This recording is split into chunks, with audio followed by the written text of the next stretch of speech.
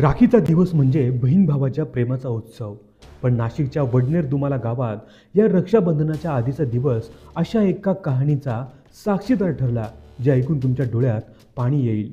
3 वर्षांचं आयुष्य, बहिणीच्या हातातील राखी आणि अंधारातून येणारी एक सावली, ज्याने सगळं काही हिरावून नेलं.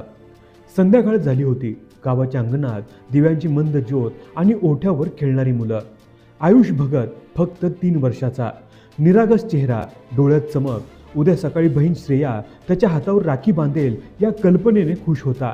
आई आज स्वयंपाक करत होती, बाबा शेतातून परत आले होते आणि घराच्या ओट्यावर आयुष खेळत होता. गावातलं वातावरण नेहमीसारखं शांत होतं, पण जंगलाच्या कडेने मात्र एक अदृश्य भीती फिरत होती. काही क्षणात अंधाराच्या गर्भातून एक सावली पुढे सरकली. डोळ्यात जळजळीत पिवळा प्रकाश, पावलांची नाद न होणारी चपळाई. तो बिबट्या होता. आई काही बोलायच्या आत विजेच्या चपळाईने त्याने आयुषला जबड्यात पकडलं आणि जंगलाच्या दिशेने ओढत नेलं. घरभर किंचाळ्या, आईबाबांचे ओरड, शेजाऱ्यांची धावपळ, पण त्या काही सेकंदात बिबट्या नजरेआड झाला. गावकऱ्यांनी टॉर्च घेतले, बांबू लाट्या हातात घेतल्या आणि जंगलात धाव घेतली. वन विभागाला कळवण्यात आलं.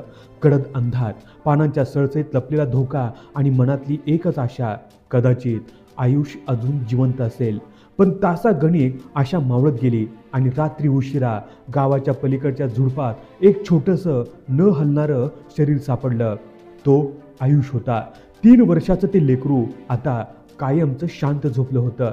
घरात मृतदेह आणला गेला. आईचा हंबरडा, वडिलांचे डोळे पाणवलेले, गावकऱ्यांच्या चेहऱ्यावर दुःखाचं सावट. अशा वेळी श्रेया पुढे आली. तिच्या छोट्याशा हातात एक राखी होती, जी उद्या सकाळी आयुषच्या हातावर बांधायची होती. पण आता सकाळ नव्हती, उत्सव नव्हता, फक्त भावाचा थंड हात होता. अश्रूंनी डोळे भरलेले, थरथरत्या बोटांनी तिने राखी बांधली आणि पुटपुटली, जा भाऊ, पुन्हा कधी भेटू. हा क्षण संपूर्ण गावासाठी असह्य होता. प्रत्येकाचं हृदय तुटून गेलं. या घटनेनंतर गावात भीतीचं सावट आणखी गडद झालं. गेल्या काही महिन्यांपासून परिसरात बिबट्याचा वावर वाढला होता. गावकऱ्यांनी वन विभागाकडे तातडीने पिंजरे लावण्याची कठोर उपाययोजना करण्याची मागणी केली आहे, पण आयुष परत येणार नाही.